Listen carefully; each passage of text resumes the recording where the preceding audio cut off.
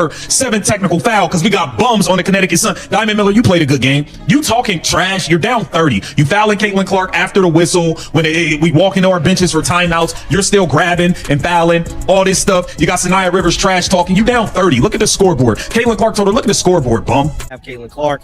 There wasn't a picking the best, the most popular player, but clear anti-fever agenda. Now, I believe they might have tweeted this before news came out that Caitlyn Clark actually declined that, but I don't know if Sophie would have turned it down. Now, we don't know if they invited Sophie, but I'm pretty sure Sophie is definitely going to respond to this. You know what I'm saying? I do know Sophie do respond to people. The internet world we live in. And if you think we gonna just pick out everybody and talk shit about them and then blame Indiana Fever fans and then come to find out it's not even them? That's the nasty part. That's the actual real nasty part is Chelsea Gray tried to frame it as these are Caitlyn Clark Indiana Fever fans. You have been getting them type of messages weeks before other games. We live in a world where outrage spreads faster than truth, where social media mobs attack first and ask questions never. When toxicity floods the internet, everyone points fingers at the usual suspects: angry fans, jealous rivals, keyboard warriors hiding behind anonymous accounts. But what happens when you dig deeper and discover the real poison wasn't coming from the bleachers or Twitter threads? What if the actual sabotage was orchestrated by the very people supposed to nurture and protect their franchise's most transcendent talent? This is the story of how an entire organization conspired to diminish greatness, how internal envy and professional insecurity nearly destroyed a once-in-a-generation moment. The footage doesn't lie. The recordings exist. And when you piece together what actually happened behind closed doors, you realize the narrative everyone's been sold is fundamentally broken. This isn't about rivalry or competition. It's about betrayal from within, calculated moves designed to cage lightning, and one rookie who refused to be dimmed by those holding the clipboard. The truth is uglier than fiction, more deliberate than coincidence, and far more damning than anyone initially understood. Buckle in, because this goes way deeper than anyone realized. The polished images, broadcasted across television screens, presented what appeared to be a perfectly orchestrated evening of professional basketball. Network cameras captured the glowing highlights, the triumphant moments, the crowd roaring with electricity as Caitlyn Clark delivered what would become the most spectacular rookie showcase in league history. The production looked seamless, intentional, almost choreographed for maximum entertainment value. But beneath that carefully curated surface lurked something far more sinister, a treachery so calculated that it required insider access to even detect. At the exact moment thousands of supporters were jumping from their couches, at the precise second when broadcast lenses locked onto Clark beaming after her historic performance, a deeply unsettling conspiracy was quietly brewing among the Indiana Fever reserves. Everyone assumed the era of petty detractors had ended. The critics had been silenced by her performance. The skeptics were packing their arguments away. Yet what happens when your ultimate obstacle, the architect actively plotting to derail your success, isn't shouting from the bleachers wearing a rival jersey? What happens when the person engineering your downfall is holding the clipboard, making strategic decisions from the sideline, wielding organizational authority over your minutes and opportunities? 7 technical foul because we got bums on the Connecticut Sun. Diamond Miller, you played a good game. You talking trash. You're down 30. You fouling Caitlyn Clark after the whistle. When we walk into our benches for timeouts, you're still grabbing and fouling, all this stuff. You got Sanaya Rivers trash talking. You down 30. Look at the scoreboard. Caitlyn Clark told her, look at the scoreboard, bum. Caitlyn Clark gets a 7 technical. Check this out. And John continuing. He told her, look at the scoreboard. You doing all that trash talking. Look at the scoreboard. Sanaya Rivers was the one starting all of that. Caitlyn Clark gets a bogus 7 technical foul. The internet had spent weeks blaming Indiana Fever fans for sending hostile messages to players and executives. Social media threads exploded with accusations, think pieces condemned the fanbase, and national commentators lectured about toxic fan culture poisoning women's basketball. Chelsea Gray attempted to frame the entire narrative around these supposed Fever fans, suggesting that rabid supporters were the source of all negativity. But here's where the story takes its darkest turn. Reports indicate that players had been receiving these hostile messages weeks before other games even occurred. The timeline didn't match the narrative. The pieces didn't fit together logically. When researchers actually dug into the evidence, they discovered something that fundamentally shattered the official story. The sabotage wasn't coming from the stands. It wasn't originating from opposing fan bases or jealous social media users. The actual source of the poison was far closer to home, far more intentional, and infinitely more damaging. Leadership within the organization itself had orchestrated a campaign designed to undermine their own player, to diminish her historic moment, to deliberately frame external enemies as the culprit while internal enemies plotted in the shadows. A massive, undeniable revelation emerged from the inner circle of the Fever organization, painting a grim picture that contradicted everything the official channels had been claiming. While Clark was dominating the floor, smashing historical benchmarks, and forcing sports anchors to literally rewrite their coverage scripts live on air, her own leadership group was actively scheming to sideline her. They desperately wanted to kill her historic run, to snatch her rightful glory, to assert their authority over the franchise narrative. If that sounds like sensationalized fiction designed to stoke drama, consider the blistering remarks that basketball icon Candace Parker would soon unleash on national television to broadcast this poisonous mutiny to millions of viewers. I do know Sophie do respond to people. If we add her a bunch of times on Twitter, try to see why, got to be something we could do. Sophie Cunningham, as of right now, is 43%. Aaliyah Boston, 46. Kelsey Mitchell, 42. Wow, bro. So technically, Aaliyah Boston is the best three-point shooter. To truly comprehend the audacity of this internal backstabbing, you must first acknowledge the sheer brilliance Clark displayed on the court. This wasn't a standard hot streak from a newcomer trying to find her footing in a competitive league. This was an awe-inspiring exhibition of athletic supremacy that fundamentally shattered the league's status quo, that rewrote record books, that created a seismic shift in how the game would be played going forward. Every metric pointed toward historic dominance. Every statistic screamed excellence. The eye test confirmed what the numbers showed. This was generational talent operating at an elite level, a player whose mere presence on the court transformed everything around her. Yet amid this undeniable brilliance, something darker was emerging from the sidelines. Recordings surfaced. Insider information leaked. Players began speaking openly about what was happening in practice, in team meetings, during strategic huddles. The coaching staff, particularly head coach Stephanie White, appeared visibly uncomfortable during interviews when asked about Clark's playing time restrictions.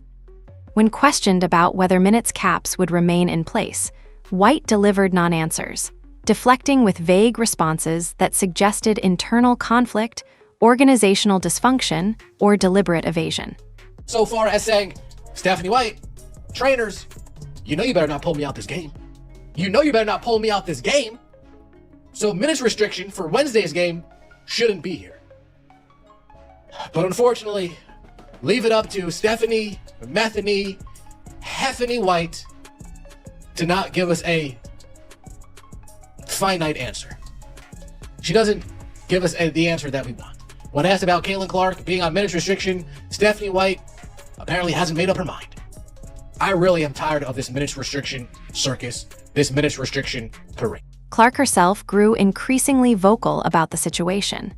In interviews, she made pointed references to the fact that she wouldn't tolerate being pulled from games, that the trainers and coaching staff knew better than to attempt removing her when the team needed her. She wasn't hiding her frustration. She wasn't maintaining diplomatic silence. She was actively communicating that these arbitrary restrictions clashed with competitive reality, that they contradicted the team's actual needs, that they seemed designed for purposes other than legitimate player management. This is where the deception truly crystallized. The organization had constructed an elaborate facade, blaming fans, blaming external toxicity, blaming everyone except themselves, while simultaneously implementing internal policies designed to limit their most dominant players' impact. The media narrative focused on fan behavior, on social media toxicity, on the need for better online conduct. Meanwhile, the actual sabotage was happening in closed-door meetings, in practice facility huddles, in strategic decisions that flew below the public's radar. The polished broadcasts showed basketball. The reality showed conspiracy. The moment Caitlyn Clark stepped onto the hardwood, she immediately launched strikes from ranges that defy basic logic. Three-pointers that shouldn't exist according to traditional basketball geometry. Shots from distances that most players wouldn't even attempt. Yet she wasn't just launching bombs randomly. Every strike was calculated, deliberate, and devastating in its precision. She was casually dismantling untouchable milestones as if they were brittle branches, shattering records that veterans had spent entire careers building, accomplishments that seemed permanently etched into the league's historical fabric. Her impact extended far beyond the box score, though the numbers themselves told a staggering story. Points, assists, steals, blocks, every statistical category reflected excellence. But what truly set her apart was how fundamentally she warped the spatial dynamics of the game itself. How she forced opposing defenses to completely restructure their schemes. How her mere presence on the court created gravitational shifts in team strategy, forcing coaches to allocate resources differently, to implement defensive game plans that hadn't existed before she arrived. She wasn't just scoring. She was revolutionizing. Yeah, kiss my behind. Single best thing to ever happen to women's sports, and it's not close. The face of the league on a minutes restriction. Folks, absolutely disgusting what Caitlyn Clark did last night. The Fever record shop just keeps swinging away. Just keeps swinging away. The face of the league, yeah, this is Robert Griffin comes right out. Caitlyn Clark at the face of the league. She just had 45 and 10 with 4 steals, 2 blocks, shot 11 for 18, 6 and 10 from three-point range in 29 minutes with a plus 16. It was exciting. Clark is undoubtedly the most popular player in the WNBA, a record-breaking great player on and off the court. There is no denying that. This showcase was so overwhelmingly commanding, striking such deep fear into the opposition that network executives found themselves in a frantic scramble. They hijacked their own scheduled programming to deliver updates mid-action. They essentially declared that whatever had been planned for broadcast needed to be abandoned in favor of covering this historic moment. Production teams scrambled. Commentators shifted their prepared talking points.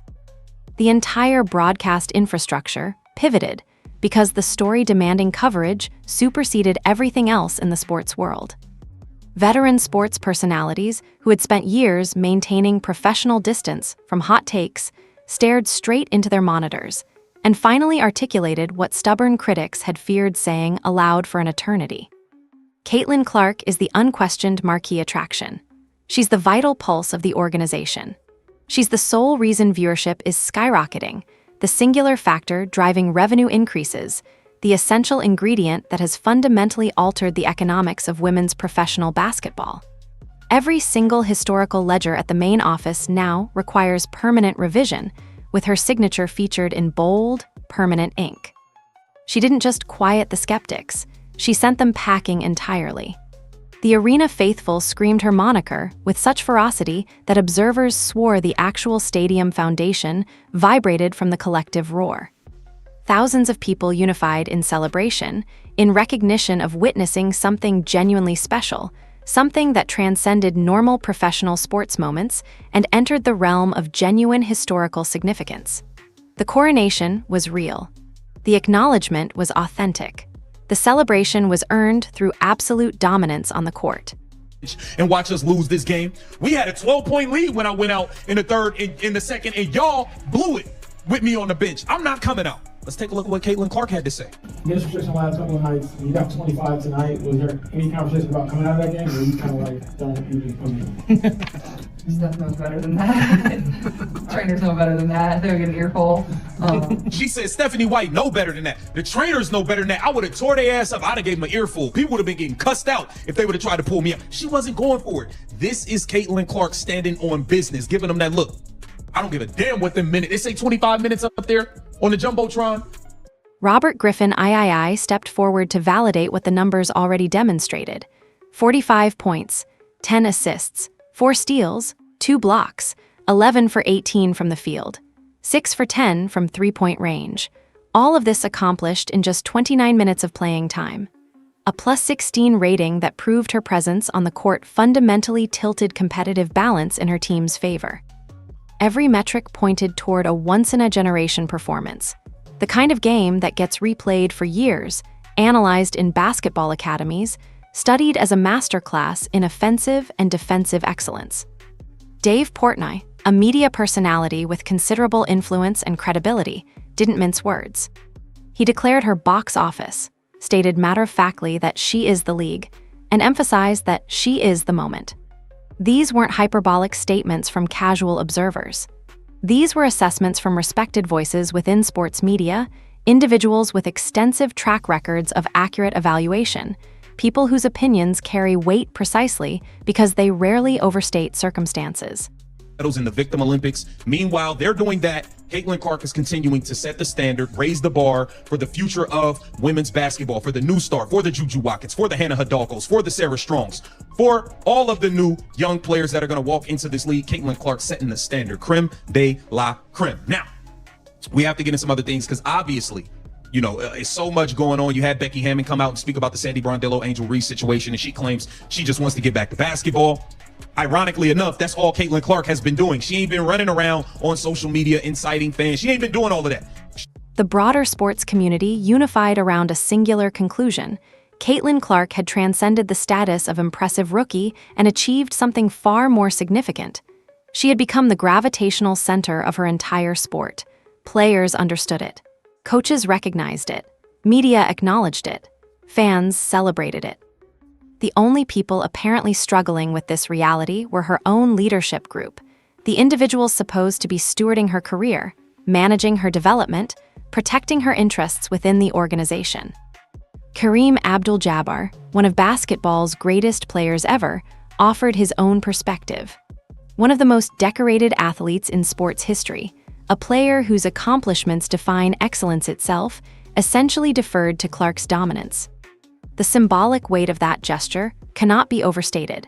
When living legends begin acknowledging the arrival of transcendent new talent, when the previous generation formally recognizes that the torch has been passed, that's when you understand you're witnessing something historically significant. Trash talking and you down by 30. You down by 30, Sanaya Rivers. You look like a straight clown. Straight clown. You down by 30. You getting belt to ass, but you talking trash. That's why you're not good. That's why the Connecticut Sun stink. Like, it is what it is, man. Let's get into the stats for the Indiana Fever because they played a hell of a game. The big three was on point, man. Aaliyah Boston, 22 points, 10 of 14. With her 22 points, 5 assists, 6 rebounds in just 20 minutes. Kelsey Mitchell, 9 of 16, 3 of 6 from 3. She had 23 points, 2 assists, 4 rebounds. Caitlyn the GOAT Clark, 27 points and 11 assists in just 27 minutes. Now, I'm telling you right now, if Caitlyn Clark would have played in this Yet amid this historic coronation, celebrated by thousands, validated by legends, recognized by every credible voice in sports media, the atmosphere radiating from her own sideline remained deeply sinister. The energy was steeped in envy. The vibes were thoroughly corrupted by something far uglier than professional pride or competitive coaching. This wasn't tough love. This wasn't strategic discipline. This was something darker, something rooted in resentment, something born from the terrifying realization that a rookie had arrived and fundamentally altered the organizational power structure in ways that couldn't be controlled or contained. At the precise instant she was torching nets and delivering an absolute masterclass in professional basketball, a revolting truth began seeping out to the media gallery. Bulletins originating directly from stadium corridors. Intelligence currently short-circuiting social media platforms and overwhelming digital networks. Dispatches that exposed a leadership staff gripped by absolute terror, not because they were losing games, but because of something far more threatening to their sense of organizational control. Insiders within the Fever organization began speaking to reporters, providing context that completely reframed the narrative surrounding minutes restrictions and playing time management. The coaching staff wasn't implementing careful load management for a young player's long-term health. They weren't strategically pacing her minutes to prevent injury or burnout. The most unbelievable aspect of this entire ordeal was the root cause of their anxiety, the actual motivation driving their decisions, the real reason behind the arbitrary caps on her playing time. She's just been trying to get healthy, get off minutes restriction, and hoop. Okay, but meanwhile, y'all want her to run around and participate in these Victim Olympics and speak on this, speak on that. She already spoke on everything. Meanwhile, she continues to get blamed for everything. I'm not sure who this gentleman is, but I think he laid some things out very well here. Let's take a look. Caitlyn Clark, you gotta denounce everything. Denounce this, denounce that. It's your fault for everything. You're the blame for everything. None of this stuff happened until you came in the league. Or maybe nobody watched the fucking league until she came in the league. The coaching staff was sweating because the team was dropping contests. They were spiraling into a complete meltdown simply because their rookie sensation was growing exponentially famous, rising too swiftly, wielding far too much influence, and fundamentally shifting the organizational hierarchy in ways that threatened their authority. She was becoming bigger than the system they controlled. Her individual star power was eclipsing the team's collective narrative. Her personal brand was generating more interest than their strategic framework. This represented an existential threat to their sense of power, their organizational relevance, their ability to maintain control over the franchise narrative. Rather than celebrating the unprecedented opportunity of having a generational talent on their roster, they began implementing strategic restrictions designed to limit her growth, to contain her influence, to reassert organizational hierarchy through deliberate limitations on her playing time. The psychology was transparent. If you can't celebrate greatness, suppress it. If you can't control dominance, constrain it. Reports indicated that Clark herself was becoming increasingly frustrated with the arbitrary restrictions. She understood that when a team held a significant lead and she was removed from the game, when that lead subsequently evaporated during her absence, the implications were obvious. She sat on the bench watching the team lose control of a 12-point advantage in the second and third quarters. She watched helplessly as defensive intensity collapsed without her presence, as offensive execution deteriorated, as the entire competitive equation shifted the moment she left the court. In a subsequent interview, Clark made her position crystal clear. When asked about the minutes restrictions placed on her, about whether there had been conversations regarding her playing time, her response cut straight to the matter. She stated that Stephanie White and the trainers know better than that. She emphasized that if they attempted to pull her out during crucial moments, they would get an earful, that she would have tore their ass up, that people would have been getting cussed out if anyone attempted to remove her when the team needed her on the floor. This wasn't veiled frustration. This was explicit communication of her refusal to accept arbitrary restrictions that contradicted competitive reality. She was drawing a clear line, establishing boundaries, making it understood that she wouldn't silently comply with decisions she perceived as intentionally sabotaging the team's championship prospects and her own legacy-building opportunities. The recordings that eventually surfaced revealed the extent of the internal dysfunction. Conversations between coaching staff members discussing how to manage Clark's situation, how to limit her impact without making it appear deliberate, how to maintain organizational control while navigating the unprecedented challenge of having a talent so dominant that it threatened to overshadow everything else. These weren't private musings. They were systematic discussions about constraining a player's playing time for reasons that had nothing to do with legitimate player management. Media analysts who obtained access to these recordings expressed shock at the candid nature of the conversations, at how openly the staff discussed their concerns about Clark's rising influence, at how explicitly they acknowledged that minutes restrictions were being implemented for organizational rather than medical or strategic reasons. The veneer of professional justification completely dissolved when examined against the actual content of internal communications. Other players within the organization began speaking out, providing context about team meetings, about the overall atmosphere, about the tension that had developed between the coaching staff and their most dominant player. Veterans who had been in professional sports for years expressed their shock at witnessing this dynamic, at seeing a franchise systematically undermine its own greatest asset, at watching organizational dysfunction trump competitive excellence and historical opportunity. The narrative shifted dramatically once these insider accounts became public. Suddenly, the minutes restrictions weren't about protecting young talent or managing workload. They were revealed as deliberate attempts to suppress dominance, to assert authority, to maintain control through limitation rather than through strategic excellence. The coaching staff's motivations, previously obscured by professional language and technical justifications, became transparent. They were afraid. They were threatened. They were desperate to contain something that had grown beyond their control. Driven by unadulterated professional envy, incredibly brittle pride, and an absolute unwillingness to watch a newcomer eclipse their strategic playbook, the staff implemented a campaign of systematic subversion designed to deliberately undermine their franchise's most dominant player. They frantically sought to cap her playing time without even attempting to provide medical or tactical reasoning. When questioned by media about the restrictions, responses remained vague, non-committal, almost evasive in their refusal to offer concrete justification. Coming out of huddles during crucial moments, they drew up nonsensical, utterly useless formations intentionally engineered to freeze her out of the scoring sequence. Rather than constructing offensive schemes that utilized her unique talents, leveraged her dominance, and maximized her impact, they created strategic frameworks that essentially blocked her from touching the ball in high-leverage situations. The plays called weren't designed to get her open. They were designed to keep her from being an option, to force the offense to operate around her rather than through her. The strategic intent was unmistakable to anyone watching with a trained eye. Plays that forced the ball to secondary options while she cut without receiving passes.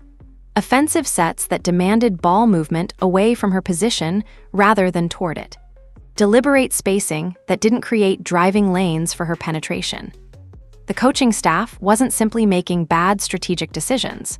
They were deliberately implementing plays designed to limit the player their own franchise most desperately needed to succeed.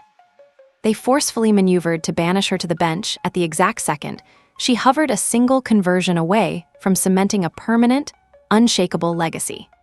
Rather than allowing her to finish dominant performances, to cap off historic nights with the exclamation point that would cement her place in league history, they substituted her out, removing her from the narrative at precisely the moments when her presence mattered most competitively and historically.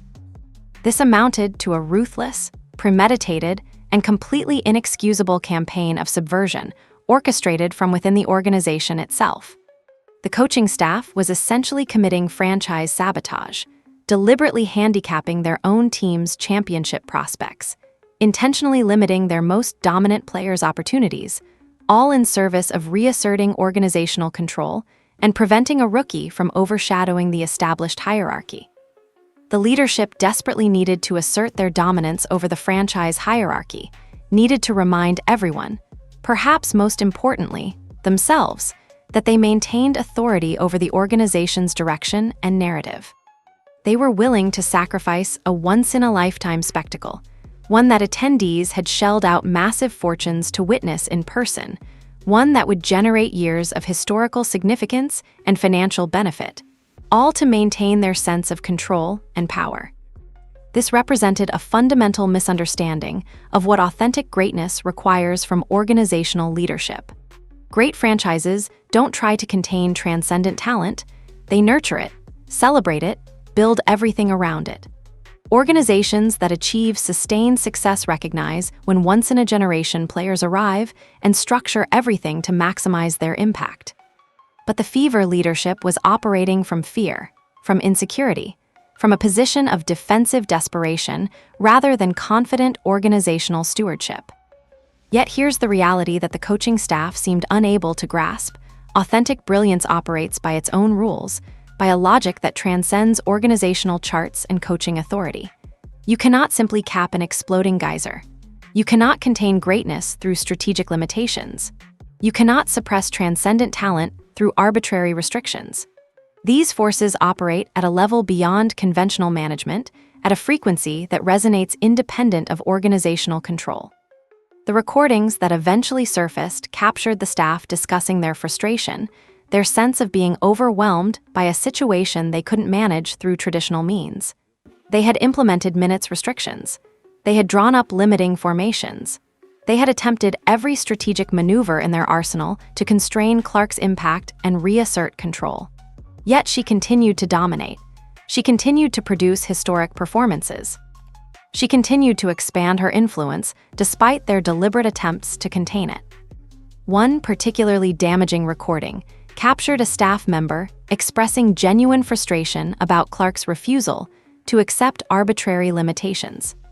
The staff member noted that whenever they attempted to limit her playing time, she would speak up, would advocate for her own playing time, would essentially refuse to accept decisions she perceived as counterproductive to team success. Rather than recognizing this as healthy player advocacy and competitive drive, the staff interpreted it as insubordination, as a threat to their authority, as a challenge to organizational hierarchy. The broader context made this campaign even more damaging. The franchise was winning games, was competing at a high level, was building toward something genuinely special. The restrictions weren't happening because the team was struggling. They weren't happening because Clark's dominance was creating chemistry problems or defensive liabilities. They were happening purely because the leadership felt threatened by her rising prominence, by her increasing media presence, by her fundamental alteration of the organizational narrative. Players within the organization began expressing their frustration with the situation, with the arbitrary limitations being placed on their most dominant teammate, with the apparent dysfunction at the coaching level. Veterans who had been in professional sports long enough to recognize dysfunction when they witnessed it were genuinely shocked at the self-sabotage occurring within the franchise. This campaign represented perhaps the most transparent example of organizational self-destruction in recent professional sports history. A leadership group deliberately undermining their own franchise's championship prospects in service of ego protection and power maintenance. The recordings would eventually provide irrefutable evidence of this sabotage, transforming speculation into documented reality. Armed with an unparalleled tactical intellect that transcended her years in professional basketball, Caitlyn Clark recognized the sideline's malicious intentions instantly. She understood what was happening.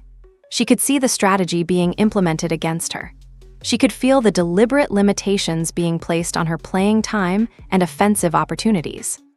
But rather than accepting these constraints quietly, rather than complying with arbitrary restrictions, she made a conscious decision to refuse. She completely bypassed their poisonous restrictions through sheer force of will and competitive excellence. When they limited her minutes, she maximized her impact during whatever time she received on the court. When they designed plays to freeze her out, she demanded the ball through her presence, through her positioning, through her undeniable impact on every possession. When they attempted to manage her narrative, she let her performance speak for itself, allowed her statistics to tell the story, permitted her dominance to override whatever limitations they attempted to impose. She commanded possession of the rock in crucial moments, dictated the pace of play independent of organizational strategy, and unleashed a legendary, unstoppable barrage on the opposition that couldn't be contained or controlled. Her refusal to accept arbitrary limitations manifested as pure basketball excellence, as performances so dominant that they transcended whatever strategic constraints had been placed upon her. The recordings captured conversations where she explicitly addressed the situation. When trainers suggested she might need to come out of the game due to minutes restrictions, her response was pointed and unambiguous. She made clear that Stephanie White and the training staff know better, that they would face an earful if they attempted to pull her, that she would have tore their ass up if anyone tried removing her during critical moments. This wasn't player ego. This was competitive clarity, accurate assessment of her own value, and appropriate refusal to accept arbitrary constraints on her playing time. Her competitive fire became increasingly evident as the season progressed. When the team held a 12-point lead and she was removed from the game in the second and third quarters, only to see that advantage evaporate during her absence, she pointed out the obvious correlation. She sat on the bench observing the direct consequence of her removal, witnessing the team's inability to maintain defensive intensity and offensive execution without her presence. She refused to pretend that the limitations being placed on her were insignificant or arbitrary. Clark's approach represented something increasingly rare in professional sports: a player with sufficient confidence and self-awareness to advocate for herself, to challenge organizational decisions she perceived as counterproductive, to prioritize team success over maintaining political harmony with coaching staff. She wasn't being difficult. She wasn't being insubordinate. She was being competitive, was being honest about what the team needed, was refusing to accept limitations she believed were sabotaging their championship prospects. Her performance during restricted minutes became even more dominant, as if she was determined to prove that the limitations being placed on her made no sense from a competitive standpoint. When given 25 minutes, she produced at such an elite level that coaches looked foolish for attempting to manage her playing time. When forced to sit during crucial stretches, she would return to the court and immediately shift the competitive dynamic, would restore balance, would demonstrate through her mere presence that the team desperately needed her on the floor. The contrast between her dominance during moments she was allowed to play freely and the team's struggles during her absence became impossible to ignore. It became obvious to observers, to other players, to anyone watching with genuine basketball knowledge that the limitations being placed on her were directly harming the team's championship prospects and competitive positioning. Clark's refusal to silently comply with arbitrary restrictions set a tone for the entire franchise. She was essentially communicating to the organization that she wouldn't accept compromise on her own competitive integrity, that she wouldn't participate in her own sabotage, that she would advocate for herself with the same excellence and clarity she brought to the court. This refusal became increasingly respected by teammates, by media observers, by anyone who understood basketball deeply enough to recognize that she was right. Other players within the organization began publicly supporting her position. Veterans who had experienced various coaching situations throughout their careers recognized dysfunction when they witnessed it and weren't afraid to say so. They understood that what was happening wasn't legitimate player management. It was organizational self-sabotage disguised as coaching strategy. Her competitive excellence during this period was actually enhanced by her refusal to accept limitations. Rather than breaking her spirit or diminishing her performance, the attempted suppression seemed to ignite something within her, seemed to fuel her determination to dominate, seemed to create a competitive fire that manifested as increasingly elite performances. The recordings eventually revealed conversations among coaching staff expressing frustration with her refusal to accept restrictions, with her advocacy for her own playing time, with her apparent unwillingness to maintain organizational harmony by silently complying with decisions she perceived as counterproductive. Rather than recognizing this as healthy competitive drive and appropriate self-advocacy, they interpreted it as a threat to their authority. But authentic greatness doesn't bow to organizational hierarchy. Transcendent talent doesn't silently accept arbitrary limitations. Clark's refusal to be constrained, her insistence on being the best version of herself despite organizational obstacles, her competitive refusal to participate in her own suppression. These became her defining characteristics during this period. These became the qualities that ultimately vindicated her position and exposed the coaching staff's transparent dysfunction. The moment basketball royalty and celebrated champion Candace Parker witnessed the appalling tactics utilized by the Indiana leadership. She bypassed the usual cryptic social media posts or disappearing digital updates that typically characterize athlete responses to organizational drama. Instead, she strode directly onto a national broadcast desk and unleashed an unrelenting, scorched-earth verbal assault aimed squarely at the organization's sideline personnel. Parker's televised commentary didn't emerge from speculation or hearsay. She was responding to documented evidence, to recordings that had surfaced, to insider accounts that had become public knowledge. Her response was measured enough to maintain professional credibility while being forceful enough to communicate her genuine outrage at what the Fever organization had been doing to their most dominant player. She articulated what should have been obvious, but apparently needed to be said explicitly on national television. Caitlyn Clark is the face of the league. She isn't merely a popular player. She isn't simply generating viewership because she's the new attraction. She represents something far more significant. She represents the future of women's professional basketball, the catalyst that has fundamentally altered the league's economic trajectory, the singular talent responsible for unprecedented interest in the sport. Parker emphasized the absurdity of restricting playing time for the franchise's most dominant and most important player. She highlighted how ridiculous it was to implement arbitrary minutes caps on someone who was simultaneously setting historical records, generating massive revenue increases, and carrying the entire organization's competitive fortunes. The face of the league, operating under minutes restriction, wasn't just counterproductive, it was organizationally idiotic. Robert Griffin III joined the chorus of veteran voices providing context and validation for Clark's position. He broke down her statistical performance, the 45 points, the 10 assists, the shooting percentages that defied belief, the overall dominance demonstrated during 29 minutes of playing time. He reinforced what the numbers themselves communicated. This was transcendent talent operating at an elite level. A player whose individual excellence had no ceiling, whose potential for historic achievement was being deliberately constrained by organizational dysfunction. Dave Portnoy, someone with considerable credibility within sports media circles, didn't equivocate. He declared her box office, stated plainly that she is the league, and emphasized that she is the moment. These weren't hyperbolic statements from casual observers. These were assessments from respected voices, from people whose professional reputations depended on accurate evaluation, from analysts who rarely made exaggerated claims about player impact. The collective validation from these veteran voices represented something significant, a formal acknowledgement from the previous generation of sports figures that the torch had been passed, that a new dominant force had arrived, and that anyone attempting to suppress this talent was fundamentally working against their own organization's interests. The unified message was clear. Stop trying to contain greatness and start building championship teams around it. Kareem Abdul-Jabbar, one of basketball's all-time greatest players, essentially deferred to Clark's dominance and potential.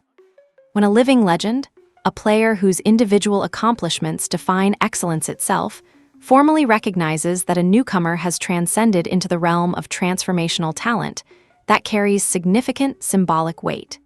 The greatest players recognize greatness when they witness it, and Kareem's perspective essentially validated every argument being made in Clark's favor. Sports media personalities, who had maintained professional distance from hot takes for years, stepped forward to deliver their own commentary. They spoke about the historical significance of what Clark was achieving, about the unprecedented nature of her impact on the sport, about the urgent necessity of allowing her to reach her full potential rather than artificially constraining her through arbitrary organizational restrictions. The backlash against the Fever organization became almost universal among respected basketball voices. Analysts, former players, current athletes, media personalities. Virtually everyone with credibility in basketball circles recognized that what Indiana's leadership was doing represented organizational self-sabotage of the most transparent variety. The recordings had provided irrefutable evidence, transforming what had previously been speculation and rumor into documented reality. This veteran backlash served multiple purposes simultaneously. First, it validated Clark's position, communicating that her frustration with the restrictions was justified and shared by respected basketball voices. Second, it created public pressure on the Fever organization, making their dysfunction increasingly difficult to defend or ignore. Third, it amplified the narrative, ensuring that what had been internal organizational drama became national sports conversation. The criticism wasn't gentle or diplomatic. Veteran voices weren't suggesting that perhaps the coaching staff had legitimate reasons for implementing the restrictions, that maybe there were strategic considerations that justified the limitations. Instead, they were articulating that the restrictions were absurd, counterproductive, and directly harmful to the franchise's championship prospects, and to Clark's legitimate pursuit of historical achievement. Parker's televised remarks became the defining moment of this backlash. The moment when a basketball legend essentially gave the Fever organization permission to understand exactly how badly they had mishandled the situation. She communicated on national television what should have been obvious to anyone involved in professional basketball. You don't restrict the playing time of the face of your league, the catalyst for your organization's newfound prominence, the singular talent most responsible for your franchise's elevated status.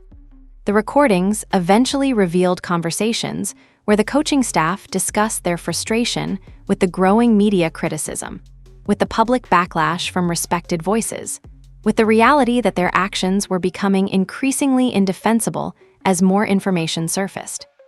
Rather than adjusting their approach, rather than recognizing that they had fundamentally miscalculated the situation, they seemed to dig in further, becoming increasingly defensive about decisions that were becoming increasingly transparent in their dysfunction.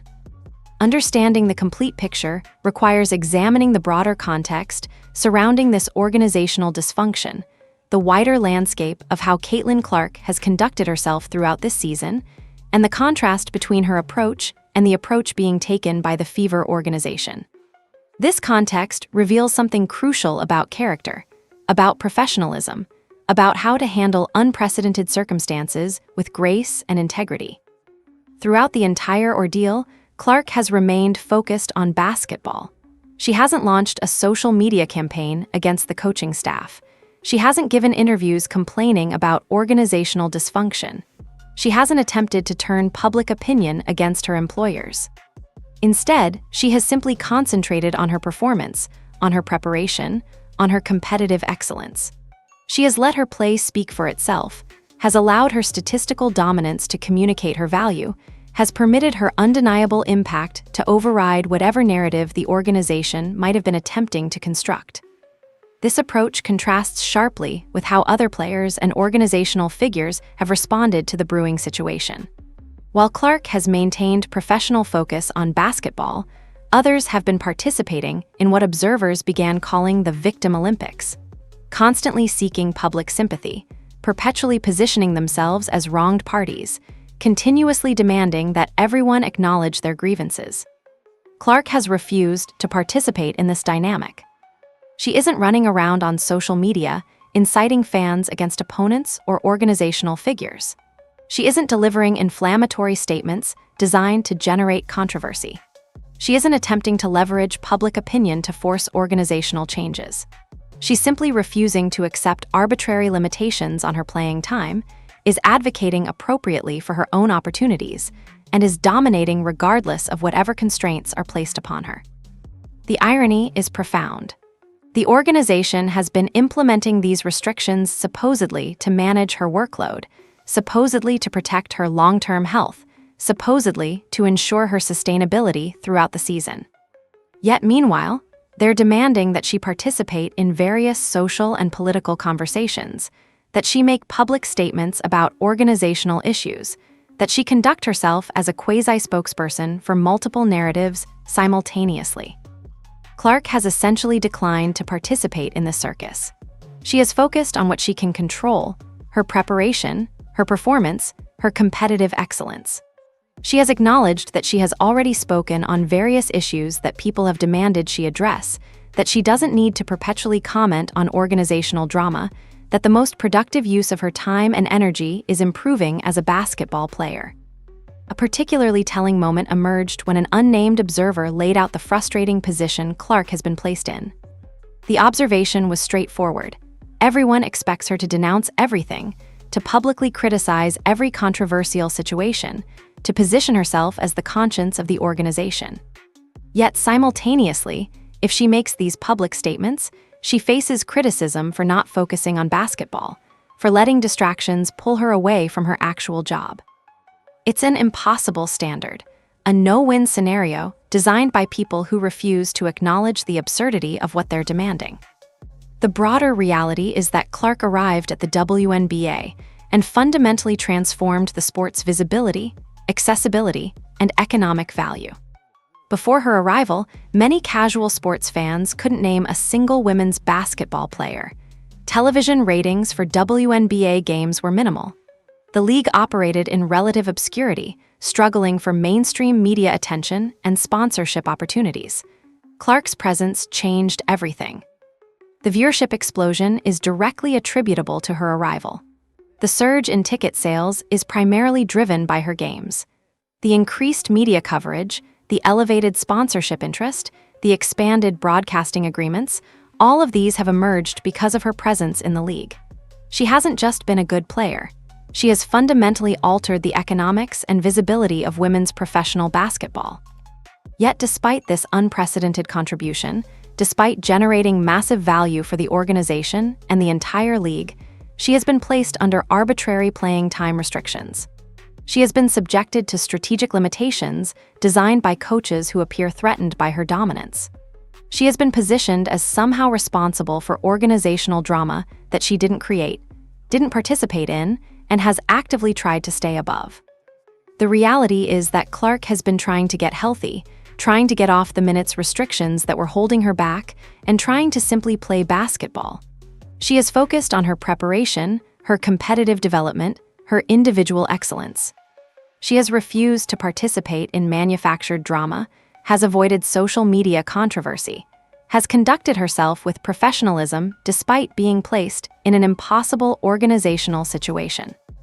Meanwhile, the organization that brought her into the league, the franchise that benefits most directly from her presence and dominance, has been undermining her, has been restricting her playing time without legitimate medical justification, has been drawing up strategic formations designed to limit her opportunities. The contrast between her professionalism and their dysfunction is stark and undeniable. This broader context matters because it reveals something essential about the situation. This isn't about a spoiled player making excessive demands on her organization. This isn't about someone unwilling to accept coaching or organizational decisions. This is about an elite player being deliberately undermined by leadership that views her as a threat rather than as an asset, by coaches who view her dominance as challenging to their authority rather than as an opportunity to build something historically significant. As the recordings surfaced and the insider dispatches flooded the public domain, as veteran voices unified in their condemnation of the Fever organization's approach, as media coverage intensified and public opinion turned decisively against the coaching staff, an essential question remained unresolved and increasingly urgent. What happens now? How does the organization move forward? What consequences face the individuals who orchestrated this transparent sabotage of their own franchise's best asset? The question essentially divides into several distinct possibilities, each carrying different implications for the future of the Fever organization. The first possibility is that the executive suite intervenes decisively, recognizing that continuing with the current coaching staff would be organizationally untenable given the exposure of their dysfunction. This would involve protecting their foundational talent, acknowledging that Clark's long-term value to the franchise far exceeds the job security of coaches who have demonstrated poor judgment and attempted sabotage. Some observers argue that terminating the head coach should be the obvious organizational response. The recordings have provided documented evidence of deliberate attempts to undermine the franchise's most dominant player. The media outcry has made the coaching staff's position increasingly indefensible. Veteran basketball voices have essentially given the organization permission to understand that they need to make changes, that continuing with the current leadership would represent organizational dysfunction extended rather than corrected. Yet the organization hasn't immediately moved in this direction, leaving uncertainty about their actual intentions. They haven't held emergency meetings announcing coaching changes. They haven't issued statements defending their franchise player or condemning the leadership staff's behavior. They've essentially maintained silence, which itself communicates something about organizational clarity and commitment to their most important asset. The second possibility is far more damaging. The team dynamic has been shattered beyond any hope of reconciliation. Even if the coaching staff is eventually replaced, the damage has been done. Clark has experienced her own leadership group attempting to sabotage her success. Her teammates have witnessed organizational dysfunction from the coaching level. The trust that's fundamental to successful team chemistry has been fractured. Locker room morale has been compromised. The environment for building something historically significant has been irreparably damaged. This possibility represents an organizational tragedy because it suggests that what could have been an unprecedented opportunity, building a championship team around once-in-a-generation talent, has been squandered through terrible leadership decisions. The recordings and insider dispatches have created permanent scars that won't easily heal regardless of what organizational changes are eventually made. Some observers suggest that the damage extends beyond just the Fever franchise.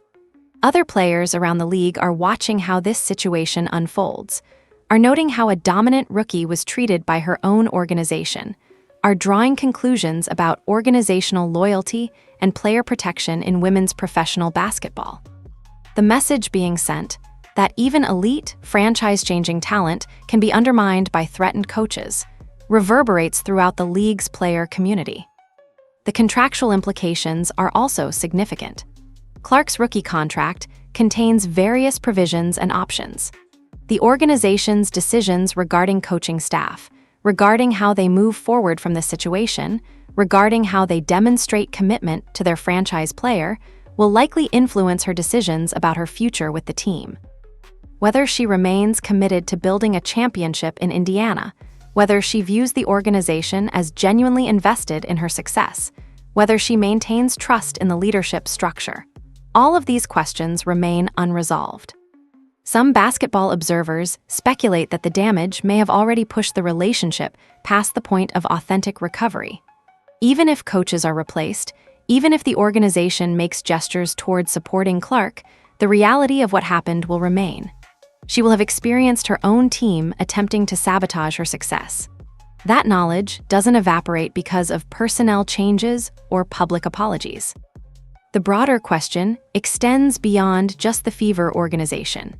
It asks something essential about women's professional basketball, about how organizations should handle dominant players, about what happens when threatened coaches attempt to suppress transcendent talent. The recordings have essentially held up a mirror to organizational dysfunction that likely extends beyond just Indiana, that probably reflects broader coaching and management dynamics throughout the league. Yet there's a possibility that this situation could actually catalyze positive change. If the league and its franchises recognize what happened with the Fever organization as a cautionary tale, if the recordings serve as a wake-up call about the dangers of letting threatened coaches undermine dominant players, if the public backlash convinces other organizations to protect their best talent rather than suppress it, then something genuinely valuable might emerge from this dysfunction. Clark herself has demonstrated remarkable grace and professionalism throughout the entire ordeal. Rather than allowing the attempted sabotage to break her spirit or diminish her excellence, she has responded with dominant performances that have essentially made the coaching staff's restrictions look foolish. She has let her play communicate her value, has refused to participate in manufactured drama, has maintained focus on her competitive development and her team's success. The recordings have essentially frozen this moment in basketball history. Years from now, when people examine this period, when they study how women's professional basketball evolved, when they analyze how organizations should manage unprecedented talent, these recordings will serve as clear documentation of what happens when leadership views dominant players as threats rather than as opportunities. They will stand as evidence of organizational dysfunction, as a case study in failed leadership, as a warning about the consequences of threatening coaches attempting to suppress greatness. But the immediate questions remain unresolved. What will the Fever organization actually do? How will they demonstrate commitment to Clark? Will they make decisive changes, or will they allow the situation to continue festering? Will they protect their franchise player, or will they perpetuate the dysfunction? Will they recognize the unprecedented opportunity they've been given, or will they continue mismanaging it? These questions hang in the air, waiting for answers that will define the franchise's immediate future. This is the story of transcendent talent confronting organizational dysfunction and winning anyway. This is what happens when greatness encounters threatened leadership and simply refuses to be contained. This is Caitlyn Clark, the face of the WNBA, the catalyst for unprecedented change, and the player who proved that authentic excellence can overcome any obstacle, even the ones placed directly in her path by those who should be building empires around her dominance. The league will never be the same.